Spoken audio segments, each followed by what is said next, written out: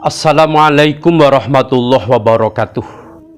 Salam sejahtera teruntuk sahabat Kibayushima dimanapun panjenengan berada. Kali ini kita akan membahas seorang proklamator negara kita, Republik Indonesia. Beliau dilahirkan di Peneleh, Surabaya. Masa kecil beliau bersama dengan bapak dan ibunya di Blitar. Namun tidak lama di sana beliau menghabiskan masa belajarnya di Surabaya dari sekolah dasar sampai SMA. Yang kala itu tentunya bukan SMA, sekolah tinggi pada masa Belanda. Kemudian beliau sampai menyelesaikan kuliahnya di sebuah universitas yang sekarang menjadi Institut Teknologi Bandung. Dari tahun 1921 sampai 1926. Kemudian 27 beliau mendirikan sebuah partai yang dinamakan PNI ya, sempat mendulang suara terbanyak ketika pemilu diadakan di samping Masyumi dan PKI, tiga partai besar pada kala itu. Perjalanan panjang yang beliau lalui antara 45 sampai 66 ya, sampai 66. Kayak apa perjalanan beliau, perjuangan beliau, mengapa harus Soekarno yang menjadi presiden, mengapa harus Hatta yang mendampingi beliau.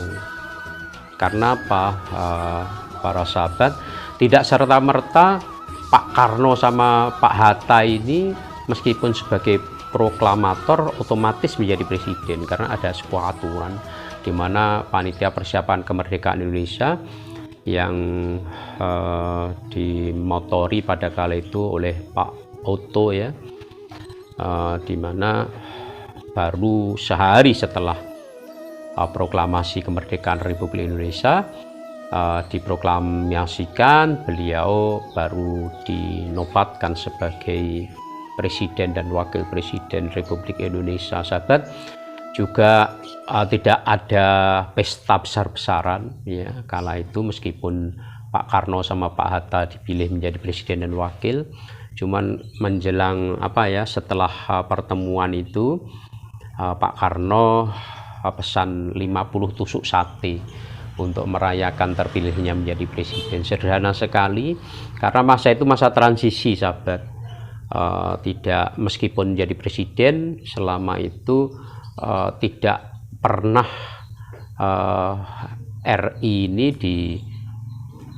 merasa damai begitu, karena Belanda pada kala itu membonceng tentara sekutu ya, masih ingin menduduki Indonesia. Terbukti pada tahun yang sama ya, pada 1945 itu sudah terjadi berbagai macam pemberontakan, baik disulut dari Belanda untuk berdirinya sebuah negara. Ada perjanjian Linggarjati, ada perjanjian Renville, ada agresi Belanda pertama, ada agresi Belanda kedua, kemudian ada perang besar di Surabaya yang mengakibatkan terbunuhnya Jenderal Malabi. Kemudian ada antara tahun 50 ya sampai 62 itu terus terjadi konflik perebutan Irian Barat, yang Belanda masih menduduki Irian Barat pada kala itu sahabat. Luar biasa.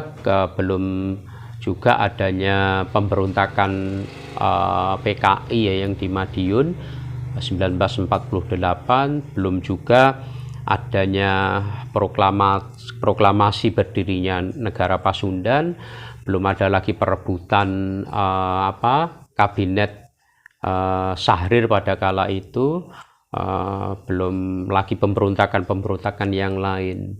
baru agak enak gitu.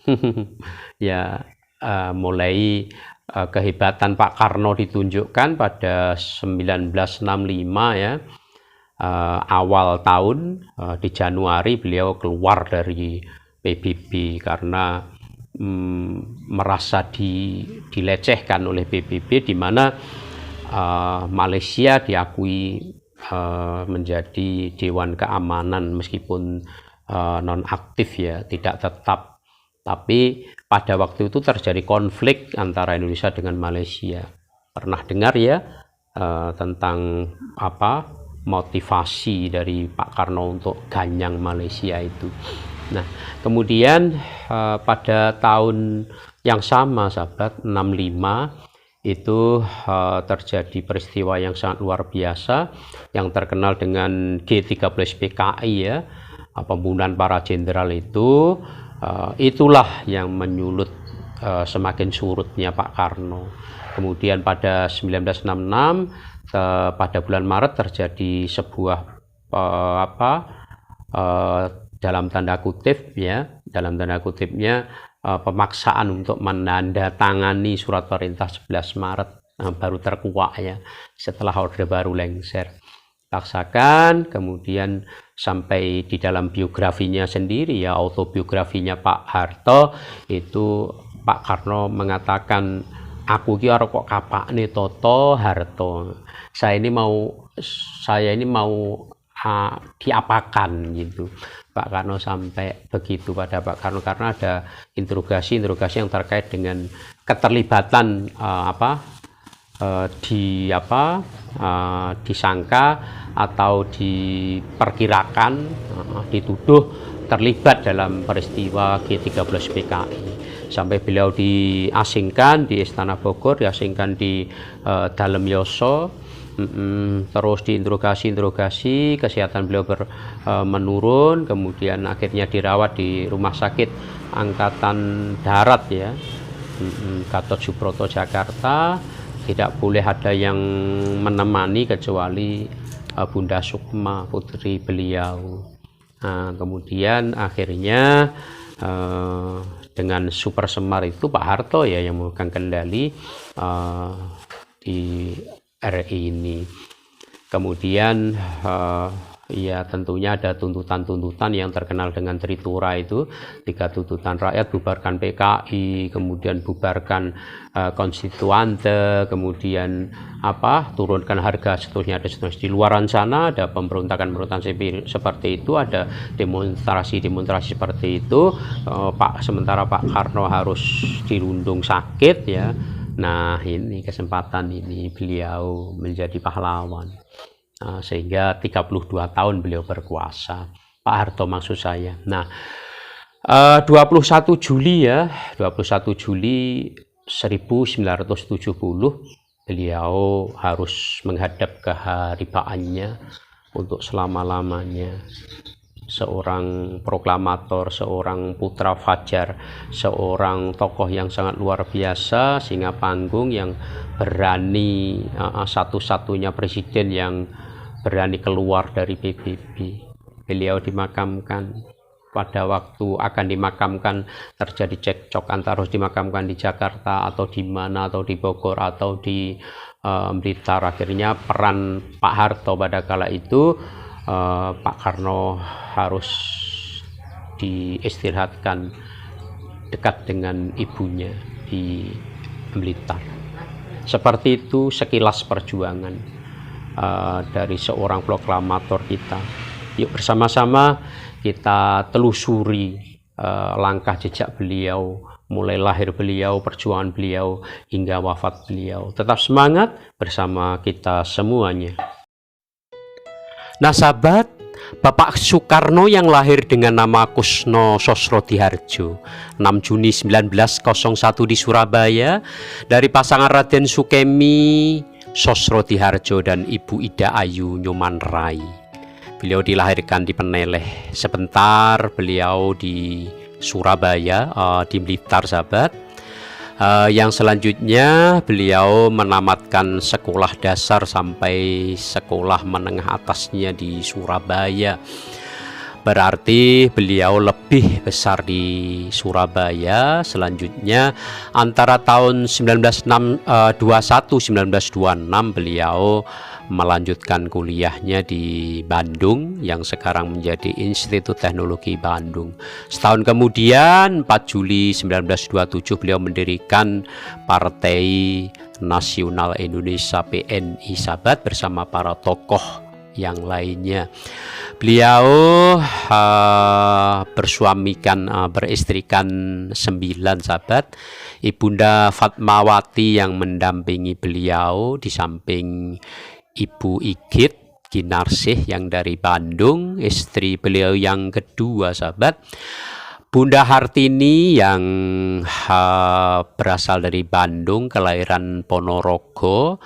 Istri beliau yang berikutnya Yurike Siregar, ini asli Belanda yang di Jakarta sahabat. Kemudian pada waktu di Jepang, Pak Karno ini menyunting Ibunda Ratna Dewi Soekarno. Ibunda Haryati yang tadinya seorang penari di istana disunting juga oleh Bapak Soekarno. Pada saat beliau berkunjung di Sulawesi, beliau juga menyunting seorang Kartini Manopo. Ini istri yang pertama sahabat, Siti Utari ini di Yogyakarta. Beliau adalah putra Cokro Aminoto, istri pertama beliau Bapak Soekarno. Heldi Ja'far, Tenggarong Kalimantan Timur, istri beliau yang ke-9 sahabat. 9 istri beliau memberikan motivasi kepada Singapodium yang luar biasa. Kalau pidato bisa menggetarkan persada audiennya. Kemudian kelebihan beliau juga bisa mempersatukan semua golongan, di mana kala itu memang berbagai golongan, berbagai kelompok menginginkan bentuk negara. Tepat 17 Agustus 1945 sahabat, beliau ditetapkan untuk sebagai pembaca proklamasi. Paling menonjol di antara yang lainnya, beliau pandai berdiplomasi luar biasa.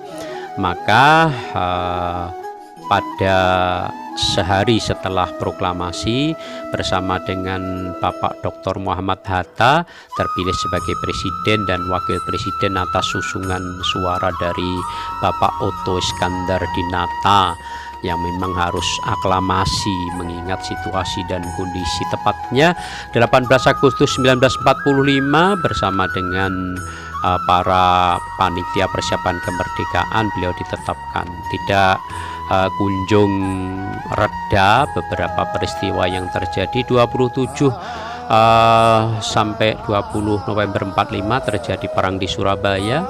3 Juli 1946 adanya perebutan kabinet yang dimotori oleh Tan Malaka pada kala itu. Keadaan di dalam negeri, terutama keinginan Belanda yang masih ingin menguasai Indonesia. Perjanjian Linggarjati 15 November 1946 yang Belanda masih tetap menginginkan adanya Indonesia dikuasai. Agresi Belanda terjadi 21 Juli sampai 4 Agustus 1947.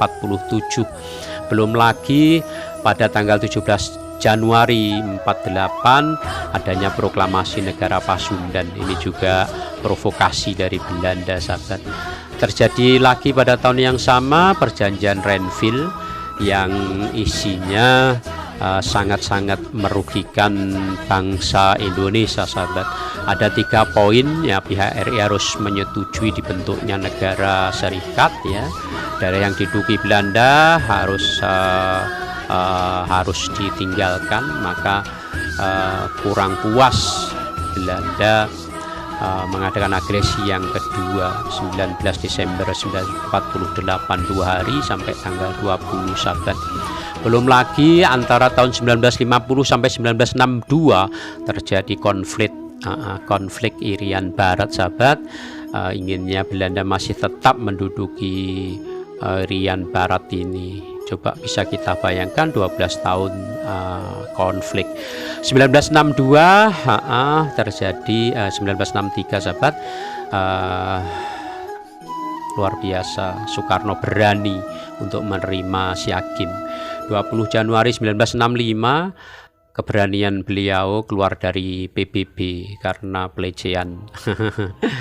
30 September gerakan penumpasan pengkhianatan PKI, entah ini kayak apa yang terjadi pada kala itu, yang jelas buntut akhirnya harus ada surat perintah 11 Maret yang mana Pak Karno harus menyerahkan kedaulatannya kepada Bapak Soeharto.